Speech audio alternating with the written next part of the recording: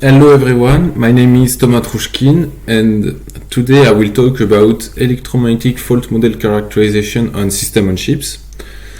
So I work as a National French Security Agency and this work was done with Guillaume Bouffard and Jessie Clédier.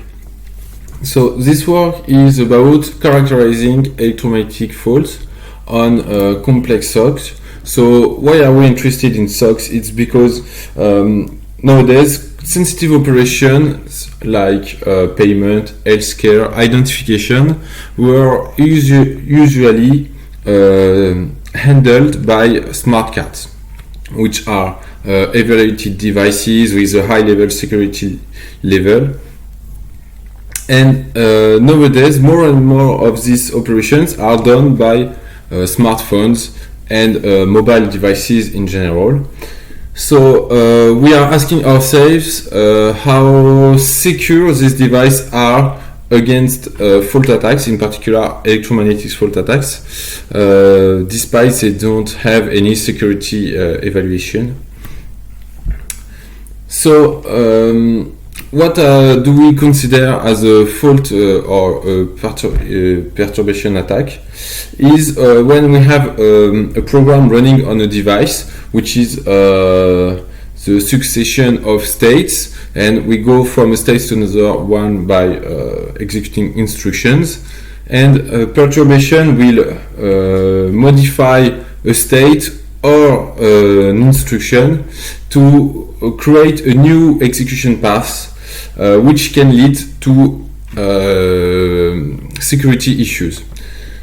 The important thing here is that we are interested in smooth fault, which means the device keeps running as if there was no fault, but we successfully put one in the system.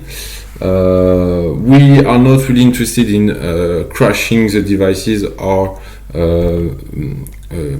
strong behaviors like that. So among all the possible mediums we can use for perturbating a SOC, we had some constraints about device preparation, and we also wanted a medium that is usually evaluated during a certification process. So we decided to focus on electromagnetic perturbation, which fill both of these constraints. Regarding the targets, as we're interested in the security of devices like smartphones or mobile devices, we decided to work on a Raspberry Pi 3, which embed a Broadcom device which is based on ARM, like most of the smartphones. And the second target is an Intel Core i3, which is used usually in laptops devices. Regarding the characterization process, we use a simple program that will run on our targets. So the program is a succession of instructions that does absolutely nothing. They are equivalent to NOP operation, and the reason is because if we observe a variation in the state of the processor, we are sure it comes from the perturbation or the fault, because the program doesn't do anything.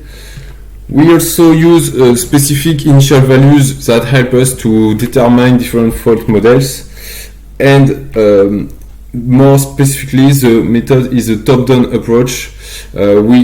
We start from the faulted program and we try to determine an ISA level fault model. We ask ourselves if we are more faulting the data or the executed instructions, and we try to determine the microarchitectural block which can explain the observed fault.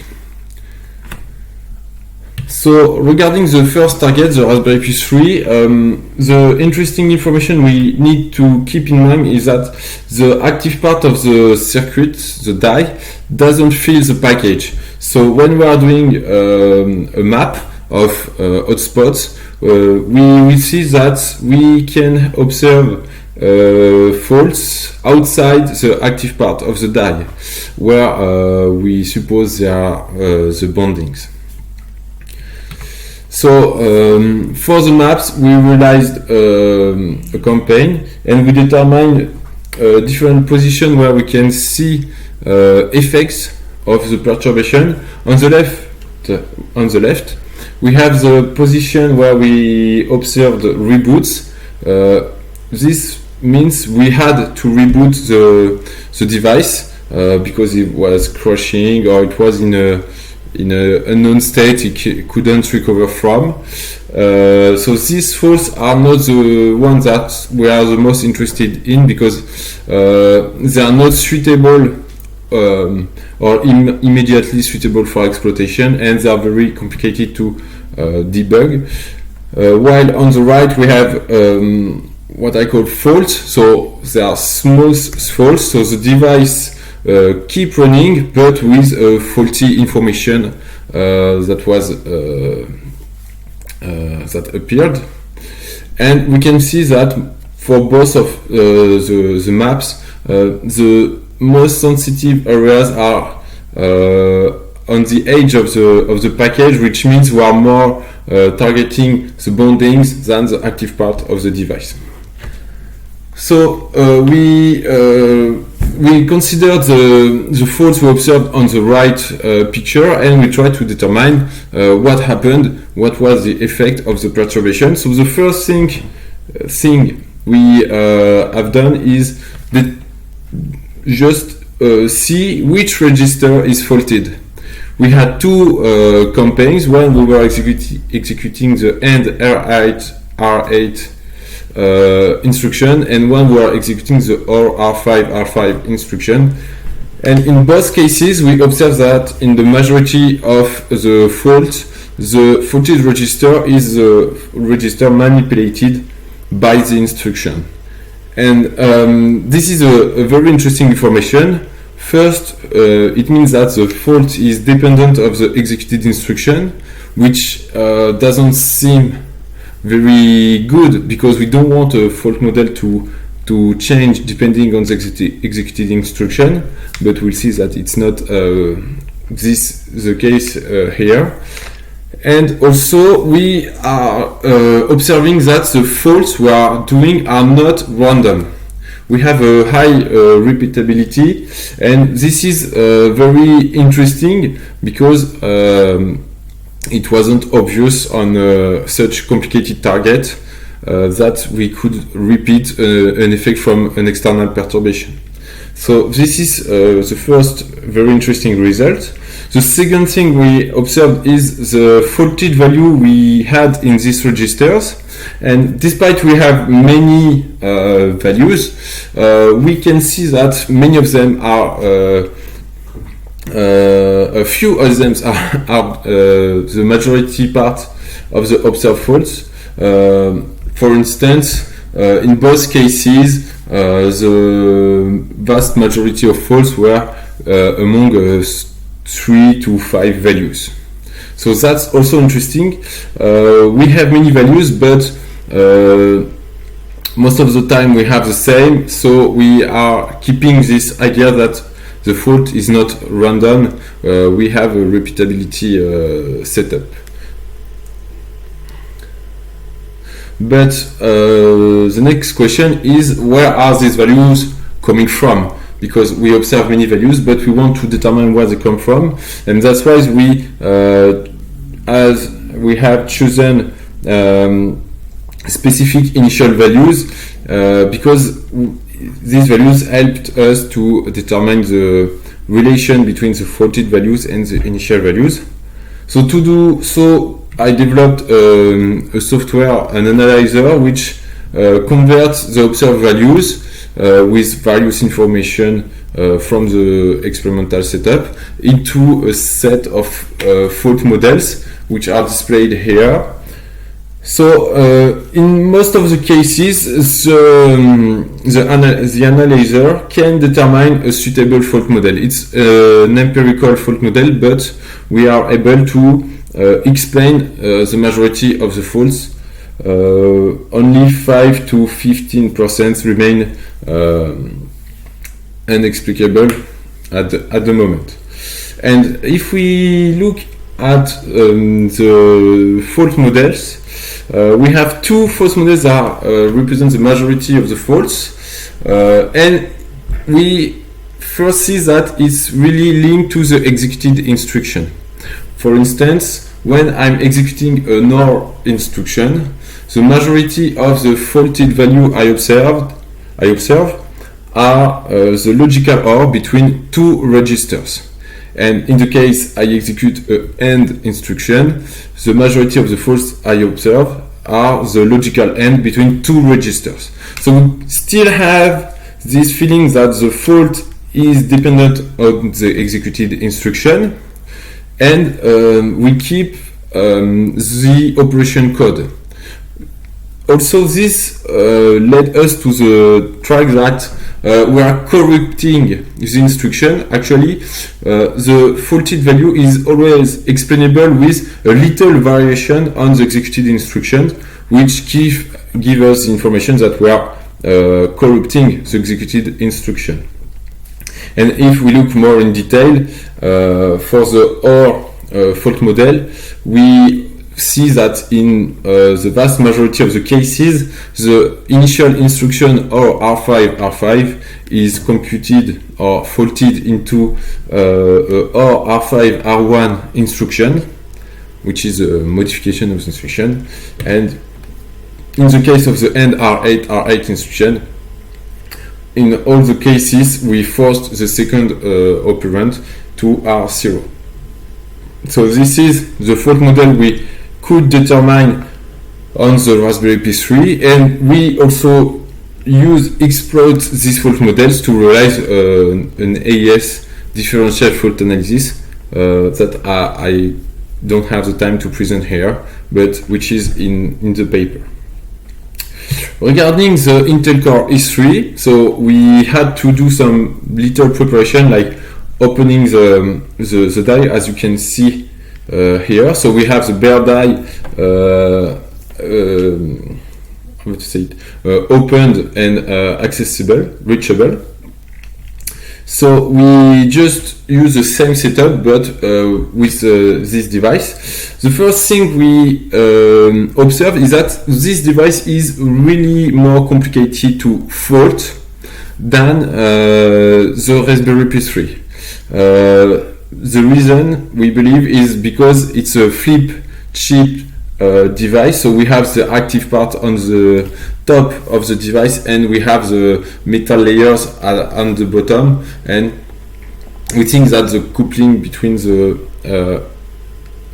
electromagnetic waves and the silicon part is less efficient than the coupling between the electromagnetic waves and the bondings as on the Raspberry Pi 3. But we could observe reboots. So we could observe reboots on a subpart of the active part of the device, which we believe match the two cores of the device. And we decided to stay at one of these positions to observe faults. So we did observe faults, but in a really lower proportion than we did on the Raspberry Pi 3. So we don't have a map because it's a map with only one point, which is absolutely not interesting. But if we do the same analysis on the Intel Core i3 than we did on the Raspberry Pi 3, we observe that the faulted register is always RBX, which matches the instructions we executed, which is OR RBX. Also, if we do the same analysis as we did on the Raspberry Pi 3 and we watch the fault models, we see that depending on this instruction, the fault model match this instruction. So if we execute a move RBX, we observe a move fault model. If we execute a OR, we observe the OR fault model, and we also have some variations because in some cases we were able to modify also the operation code and applying a shift. We can see that despite we have some complicated fault models, we still have fault models that are comparable to the ones we observed on the Raspberry Pi 3, but we also are able to explain all the faults. We don't have undetermined faults in these cases, which is very interesting because the faults are harder to achieve on the Intel E3, but they are easier to model, in fact. But what we must keep in mind is that the fault models on the Intel E3 and in the Raspberry Pi 3 are very similar because in both cases we are doing an instruction corruption. So this leads us to the conclusion. We observe that on both on different architectures, so one ARM architecture and one x86 architecture, we have similar fault models using similar perturbation medium.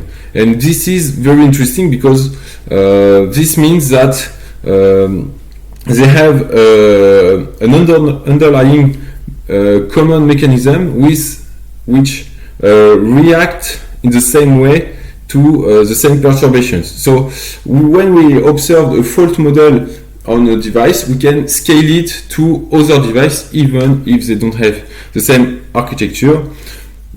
This is not exactly true because we have seen that we have some variations in the fault model, but this is a first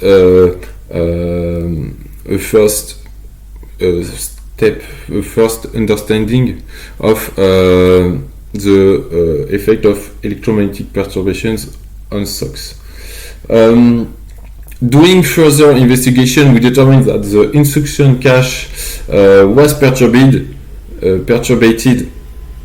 in the Raspberry Pi 3 processor, and we also could see that the electromagnetic fault injection is less efficient on flip chips, and we also test this hypothesis with other devices, not only the Intel Core E3.